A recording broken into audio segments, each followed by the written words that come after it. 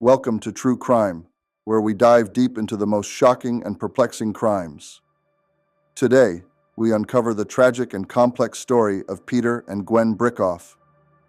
November 2nd, 2001, for employees at the Nashville Police Department. The one constant each day was Peter Bickoff arriving promptly for his 2 o'clock shift. So when the 75-year-old fingerprint examiner is a no-show this afternoon, everyone in the department takes notice. Peter Bickoff was very dependable, and he was very punctual. For him not to show up to work, something seemed to be amiss. Other employees began checking with each other to see if Peter had called off sick, or did he take a day off. Peter's supervisor calls the Bickoff home to see if everything is okay. No one answers, so they decided to conduct a welfare check. They sent over police officers to his house to see if there was anything wrong. The officers arrive at the scene. Peter's car was parked in front of the house, and there was no answer at the door.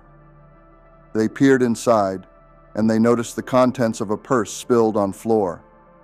Groceries spilled on the floor. It looked like there might be some type of suspicious circumstances. Then a neighbor who saw the police cars came across the street to see what was going on. They were longtime neighbors and friends of the Bickoffs and had a key to the house. Once inside the house, officers find a horrific scene. The furniture was out of place. There was blood spatter everywhere. As they entered the living room, they could see into the dining area. They could see Peter on the floor. As they moved down the hallway, they found Peter's wife, Gwen, also had been murdered. Who would commit such a brutal crime? She was face down in a pool of blood. It was a double murder. It involved an elderly couple, and one of the victims was a police officer. The scene that the officer came upon, it was a complete mayhem. Peter and Gwen Bickoff were children of the Great Depression, where learning the value of patience and perseverance was a necessity. Shortly after meeting, Peter and Gwen decided to get married in 1952. Around that same time, Peter landed a job with the National Police Department. In the early 50s, he had become a police officer. Peter was serious about his job. Peter eventually became a fingerprint examiner. As a fingerprint analyst, his job was to compare fingerprints that were found at crime scenes. Peter Bickoff was very good at what he did, and he was very passionate about what he did. In 1953, Peter and Gwen had a daughter named Martha. Martha was raised in a loving home by 2 parents. Peter and Gwen had a passion for children and volunteering. They were very involved in their church. Gwen had a great passion for music. She sang in a local female barbershop court tip group. They were well established and well liked by their neighbors. Those who knew the couple described them as warm, kind, friendly, gracious people. Growing up, their daughter Martha's childhood was typical of most of Bourbon, Tennessee kids in the 50s and 60s. However, as a young adult, Martha's values started to differ from those of her parents, though she did her best to mask it. Her parents didn't know that she smoked cigarettes. They didn't know that she drank. They were pretty straight-laced, and they wanted her to be that way, and she played the role that she needed to play when she was around them. After graduating high school, Martha chose not to go to college. She preferred the freedom of bringing home her own paycheck. She was responsible, had many jobs, and did what she needed to do. Got it done, and went home. She was a homebody. She liked being alone. But in 1987, Martha met a man who would prompt her to rethink her notion of life on her own. His name was Hunter Krantz. They got to be friends, enjoyed spending time together. They seemed to fit together. They made each other happy. After dating for a year, Martha and Hunter got married. It seemed to be a match made in heaven to both Martha's straight-laced parents and her more free-spirited friends. Hunter was a plumber. They always seemed happy to be together and happy to free-spirited friends. Hunter was a plumber. They always seemed happy to be together and happy to have each other.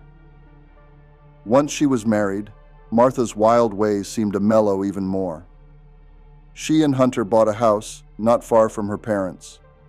Martha began taking college courses, eventually graduating with a degree in accounting. Along the way, she gave birth to a daughter. They were happy to have a beautiful daughter. Martha's parents, Peter and Gwen, relished their new role as grandparents.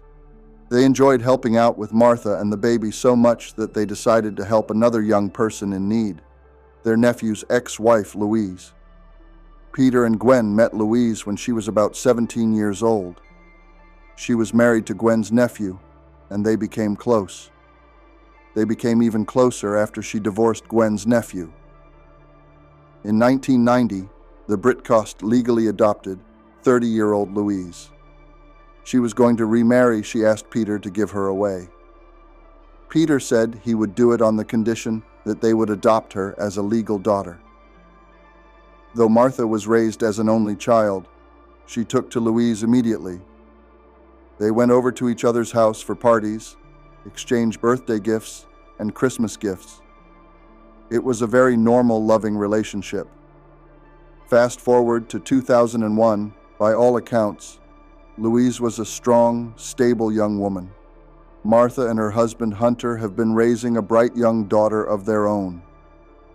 The patriarch of the Bickoff family, Peter, was still working every day at the Nashville Police Department. Peter Bickoff was affectionately known as the world's oldest fingerprint specialist.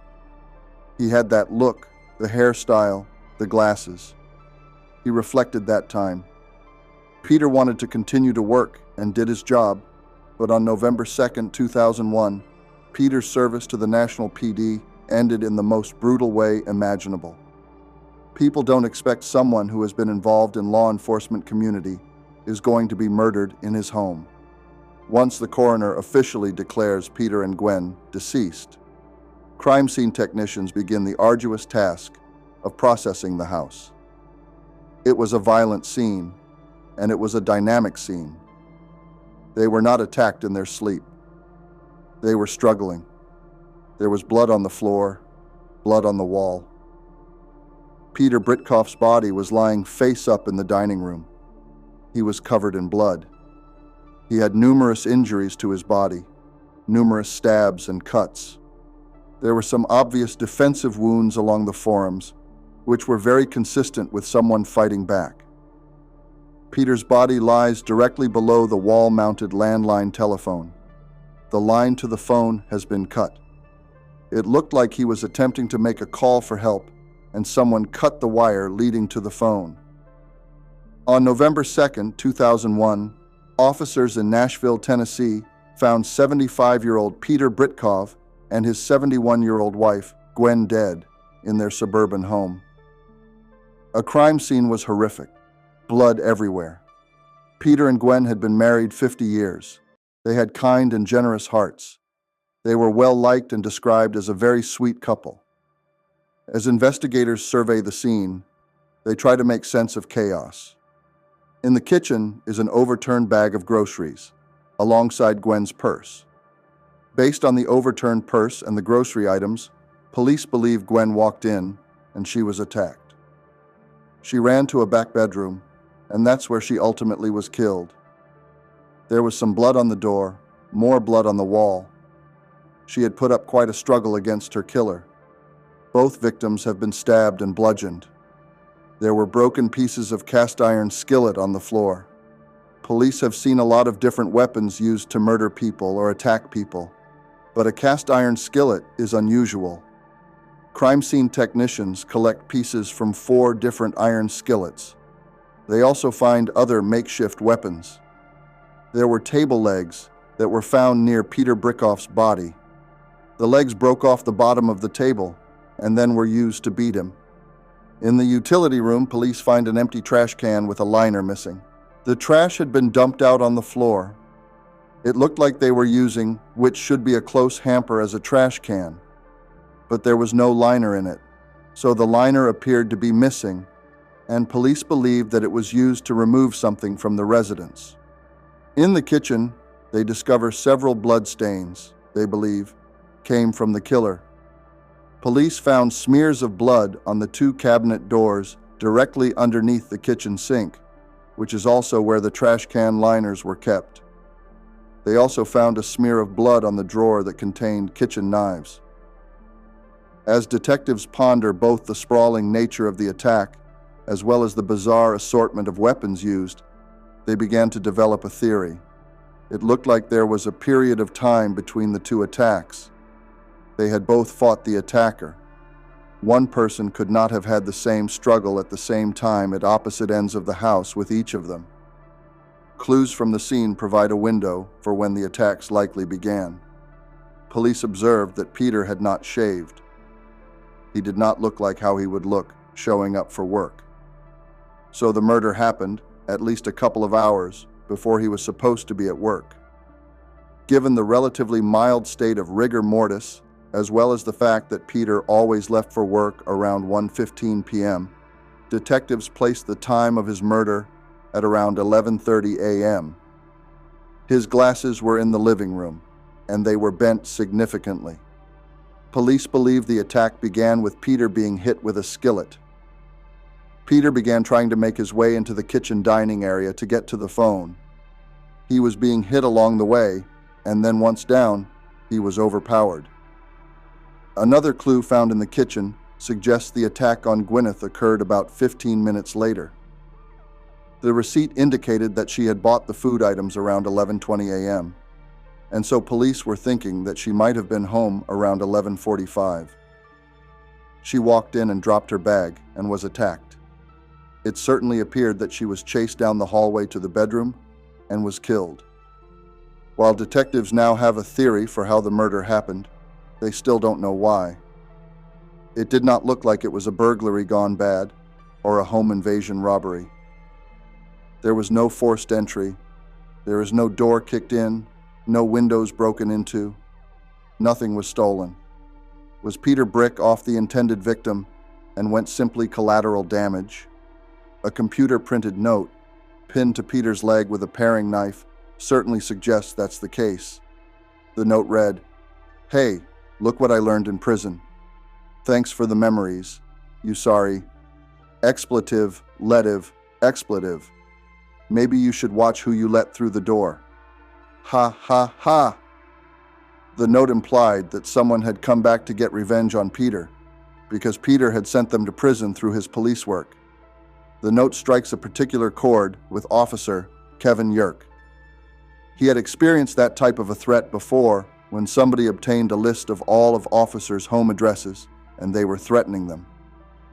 Even more troubling is the fact that both Officer Yerg and Peter Bickoff had worked a case that was set to go to trial. Officer Yerg was a witness, and Peter was also a witness. Officer Yerg was concerned and nervous if it had a connection to him.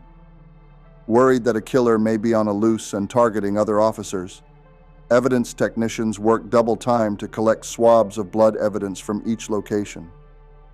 Because it was such a violent attack, police were hopeful that the killer had injured him or herself and had left behind their DNA. While crime scene investigators continue processing the scene, patrol officers begin canvassing the neighborhood. They immediately start talking to the neighbors to try to find out if they had seen anything out of the ordinary that day. They begin with the neighbors who had supplied police with a house key. They said they remembered seeing the Bickoff's daughter Martha at the house that morning. The neighbors had known them for a long time, and so they were familiar with their routine and how they went about their normal day. They said that it was common for Martha to come over to Peter and Gwen's home. Most mornings after she had dropped her daughter off at school and stayed for an hour or so. According to the neighbors, Martha typically left the house around 10 a.m. each morning, more than an hour before the first murder occurred. Detectives head over to Martha's residence with the grim task of delivering the worst news imaginable. When the homicide detective and sergeant informed her that her parents had been murdered, Martha immediately became emotional. Martha tells detectives she had long feared for her father's safety. She was very concerned that one of these days, one of those people he had testified against was going to get out of jail and come back and kill him. It's been 4 hours since 75-year-old Peter Bickoff and his 71-year-old wife, Gwen, were found beaten to death in their home. Investigators with a Nashville police department are hoping the couple's daughter, Martha, can shed some light on the murders. Detectives ask Martha when she last saw her parents. She says she visited them around 10 that morning, which confirms a statement made by one of the couple's neighbors. She had gone over there to pick up a receipt for some trees that her parents had purchased for her husband for his birthday, and she had also been over there to pick up some concert tickets for the weekend. Martha says she only stayed at her parents' house a few minutes before she left, but before her mother returned home from running errands. Investigators asked Martha if her parents were expecting any other visitors that morning. She told police that her parents said that they were planning on getting a quote from a contractor because they were going to do some remodeling of a bathroom.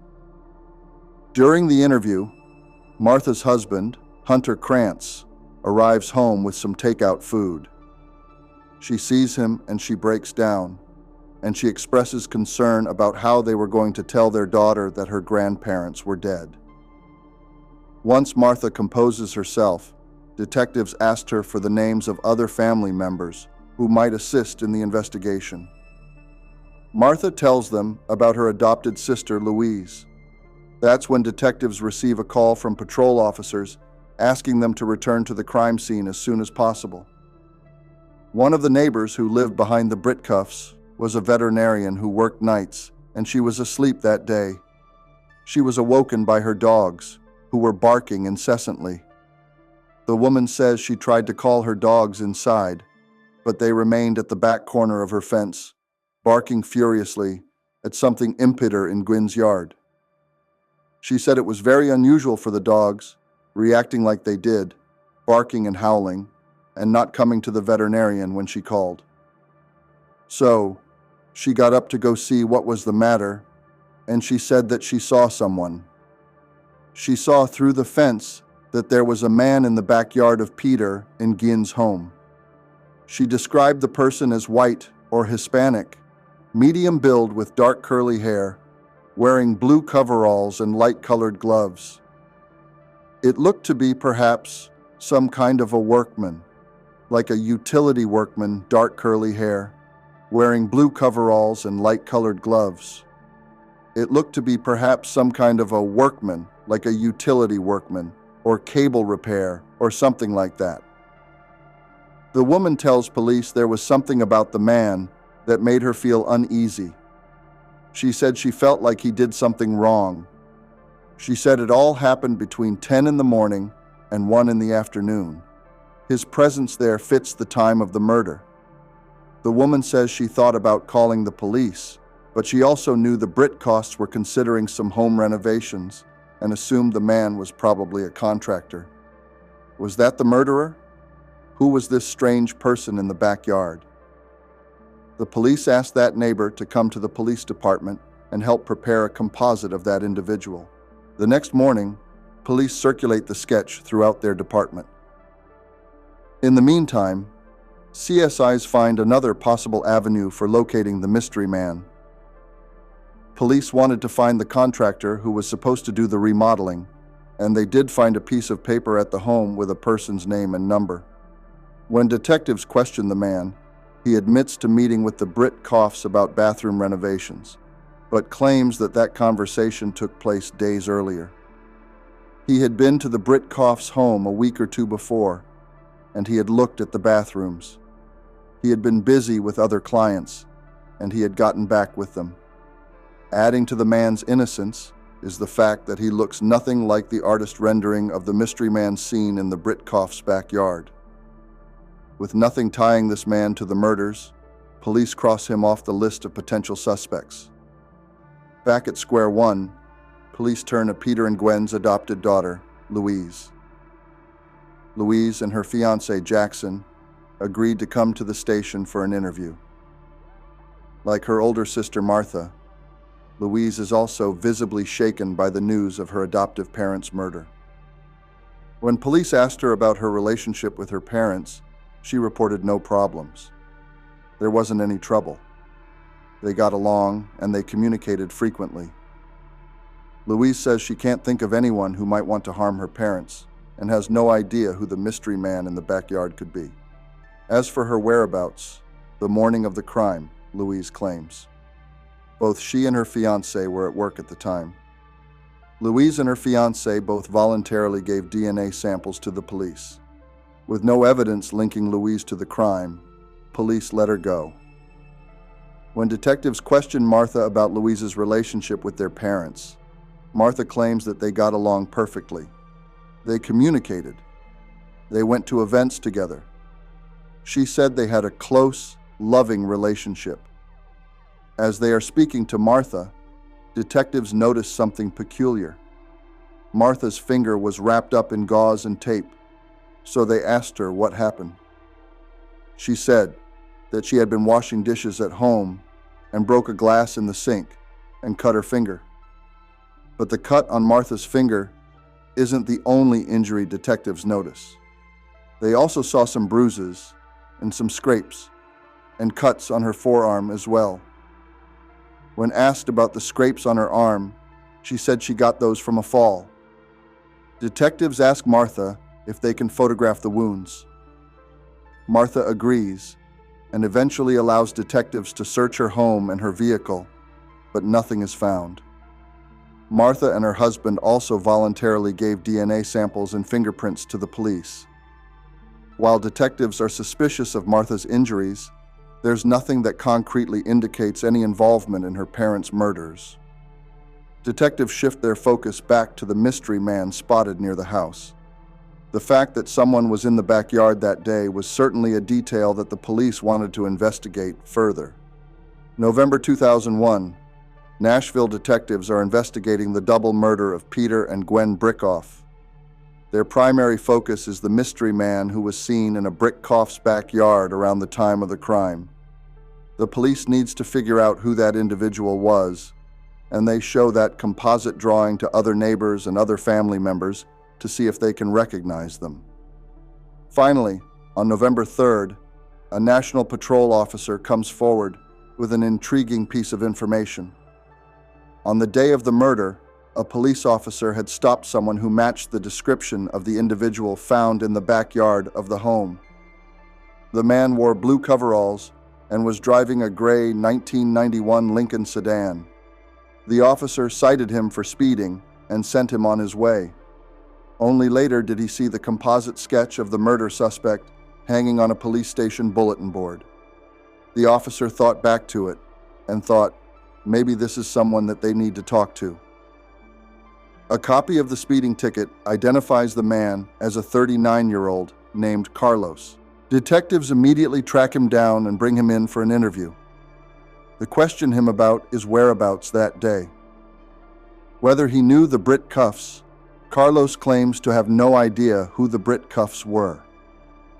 He explains that the blue coveralls he was wearing that day were part of his work uniform. Police immediately check into his alibi. They determined that he wasn't a suspect in this case, and he was released. It was a dead end. With no leads panning out in their search for the mystery man, detectives are at a loss. They never did identify who that was, if there was anyone. Investigators then turned their attention back to the evidence, specifically the note. The note that was pinned to Peter Bickoff's leg gave indication that it was somebody who he had testified against and who recently got out of prison. Detectives review all of Peter's recent cases, looking for anyone who may have made threats against him. The more they analyze the note, the less sense it makes. Something was not right about that note. Plotting to take revenge on someone who would have had a relatively small part in the investigation. He's just testifying to the fingerprints. It would not be the usual person somebody would hold the biggest grudge against. Most violent defendants would be more interested in a judge, a prosecutor, or a primary detective, not the fingerprint examiner. One passage in the computer-printed note also raises questions. The note said, "You should be careful who you let in the door. Look what I learned how to do in prison." That led police to think, Did you type the note before you came, knowing you would be let in the door? Or did you type a note up on the victim's computer after you killed him? It just didn't make sense. A note up on the victim's computer after you killed him? It just didn't make sense. The following afternoon, the autopsies conducted on Peter and Gwen Bickoff are completed. The medical examiner notes that both Peter and Gwen suffered numerous stab and cut wounds, as well as multiple blunt force traumas to the head and chest. Medical examiners said that they had been stabbed, bludgeoned, or cut 75 times. It was characterized as overkill. The paring knife that was found in Peter Bickoff's leg is what was used to stab and cut both Peter and Gwen Bickoff. The report also states that the blunt force trauma wounds were consistent with the broken skillets and table legs found in the house, which casts even more doubt on the notion that the crime was planned. It didn't make any sense that somebody would go to all that trouble to track Peter down, but don't bring anything to murder them with. You use their own skillets and kitchen knives and table legs. The crime scene at that house does indicate a lot of rage. It also indicates that it was very personal. It was not pre-planned. It went from room to room in the house. There were multiple weapons used. At first you have the skillet, and the skillet broke. And then you have stab wounds with a knife. And then you have a table. Then the table legs broke off of the table, and then the table legs were used. It seemed like there was a lot of anger, a lot of emotion behind the attack. The extreme emotions behind the attack draws investigators back to the victim's daughter, Martha. When you have close relatives that don't seem to be taking an interest in how the investigation is proceeding, that's suspicious. Martha Krantz has this cut on her finger and her explanation with suspect about how it occurred. On November 4th, detectives request a follow-up interview with Martha and her husband Hunter. It's then that the couple makes a startling announcement. They had obtained an attorney and refused to make any kind of statement or talk to the detectives anymore. That was odd. That someone would not cooperate in a murder investigation to their parents unless they had something to hide. Was there perhaps more to Martha's relationship with her parents than meets the eye? To learn more, detectives reach out to those closest to Martha and discover the dynamic between Martha and her parents, the meets the eye. To learn more, detectives reach out to those closest to Martha and discover the dynamic between Martha and her parents wasn't as idyllic as they had been led to believe. Martha had some psychiatric problems. She had been diagnosed with depression after the birth of her child, and then later diagnosed with bipolar disorder. Though Peter and Gwen had encouraged Martha to get help, it only drove her further away. The relationship between Peter and Gwen Bickoff and Martha Krantz was at times estranged. According to several close friends, Martha's mental health issues weren't the primary problem between her and her parents. The real issue was money.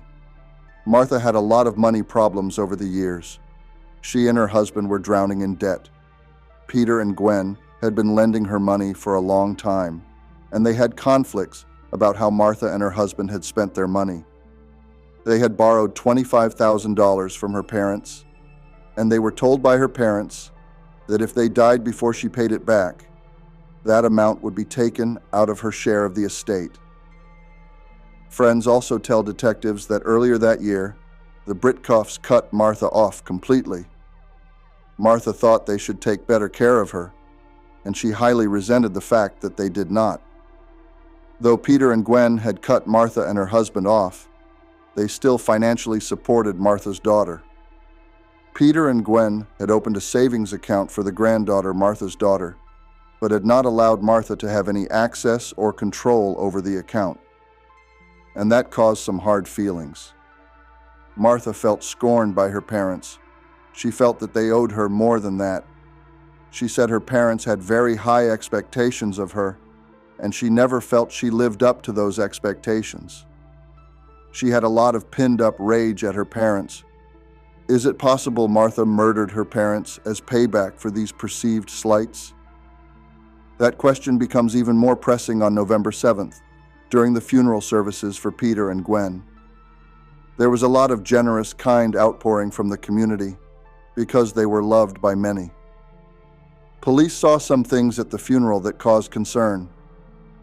One of the homicide detectives had observed Martha Krantz come up to Peter Bickoff's casket and lean over and spend quite a bit of time there. He saw Martha standing over Koff's casket and lean over and spend quite a bit of time there. He saw Martha standing over her father's casket, sobbing and repeatedly saying, "I'm sorry, Daddy." Is Martha's behavior indicative of guilt or grief? Detectives increasingly believe it's the former, but they still have no evidence to prove it. Whoever did this would be covered with blood, and yet she was able to get into her car and drive away and not leave any blood traces anywhere in her clothes, her car, her shoes, anywhere. Detectives investigating the double homicide of Peter and Gwen Bickoff had their eye on the couple's 48-year-old daughter, Martha Krantz. They believed the primary motive for the murder was money. Peter and Gwen Bickoff were going to cut Martha Krantz off, no longer give her any more money. She stood to inherit $250,000 upon her deaths, and that money would have gotten them out of their financial trouble. While money provides Martha with clear motive to murder her parents, there is no evidence concretely tying Martha to the crime. Police were waiting for the DNA results to come in. Finally, on April 18, 2002, more than 5 months after the murders, the DNA testing is complete. Martha Krantz's blood is identified in several places in her parent house. Her blood was found on the drawer where the knives were kept, on a trash can with a liner missing, on the door to the bedroom where Gwen's body was found, suggesting that she was pushing into the room while Gwen was pushing against it. Her blood was found in locations where only the killer would have touched. The test results are more than enough to secure a warrant for Martha's arrest and rule out Louise's suspect. They prepared a capital murder arrest warrant for Martha. They set up surveillance on her home, and they arrested her in her vehicle. Once in custody, Martha denies killing her parents and demands to see her attorney. In January 2003, Martha's trial gets underway. In their opening statement, prosecutors claim Martha killed her parents for money. Prosecutors say the crime was not pre-planned. There had been some conversation between Peter Bickoff and his daughter Martha Krantz that he was tired of taking care of her, and he was not going to give her any more money. Prosecutors claimed that on a morning of November 2nd, 2001, Martha decided to get rid of her parents once and for all. She was angry, and she attacked Peter. The weapons that were used were weapons of convenience. The cast iron skilts belonged to Peter and Gwen Bickoff. When Gwen returned, Martha didn't really have a choice. As she saw it, she had to kill her mother as well, since she had discovered Peter was dead. The way their lives ended was very tragic. Prosecutors tell the court that after murdering her parents, Martha, as the daughter of a fingerprint expert, began covering her tracks. She was very smart about forensic evidence. She believed that she had done whatever she needed to do to cover her tracks. She was very smart about forensic evidence. She believed that she had done whatever she needed to do to cover her tracks. According to prosecutors, after cleaning up the crime scene as best she could, Martha then typed a note on her parents' computer, suggesting that someone her father helped put behind bars had committed the crime. But there was one problem with that plan. There's just no good explanation for where her blood was. The DNA revealed who the killer was, and that was Martha Krantz. The defense has their own explanation for the blood smears. Martha cut her finger while cleaning breakfast dishes at her house that morning. When she came over to do the dishes for her mother, the blood started flowing again from the cuts. The defense also argues that Martha was not physically capable of killing two people in such a brutal manner. Whoever wielded these skillets, and this knife had a tremendous amount of energy. Martha defense claimed was not physically capable of doing that. If Martha did engage in a bloody fight with her parents, why was there no blood evidence recovered from her vehicle? Everyone agrees she left the scene in her car, and there's no way you could drive that car away. Cover with blood and not leave blood in the car. Prosecutors counter with a bold claim. There was also some blood that was on the trash can. That came back to Martha Krantz. Based on the fact that her blood's there in the trash can, and the trash bag was missing, the theory was that she had put her bloody clothes into that trash bag. The case seems to be leaning into prosecution's favor, but that's before the defense team makes a bold play of its own and calls Martha Krantz to the stand to plead her case directly to the jury. Martha steadfastly maintained her innocence. She called her father the most honorable man she had ever known. She had no trouble with her mother. Though Martha is adamant that she's innocent, some of the court thought her performance doesn't ring true. She didn't come off as very likable, and the things that she said on the stand were not very believable. On January 20th, the case goes to the jury. It doesn't take long for them to come to a decision. They only deliberated about an hour before they returned a guilty verdict. She was convicted of capital murder in a murder of two individuals during the same criminal transaction. Martha is sentenced to life in prison without the possibility of parole. Martha's 9-year-old daughter and Hunter were devastated by the verdict. It was a very brutal crime against an elderly couple who fought for their lives, and they lost. Thank you for joining us on this episode of True Crime.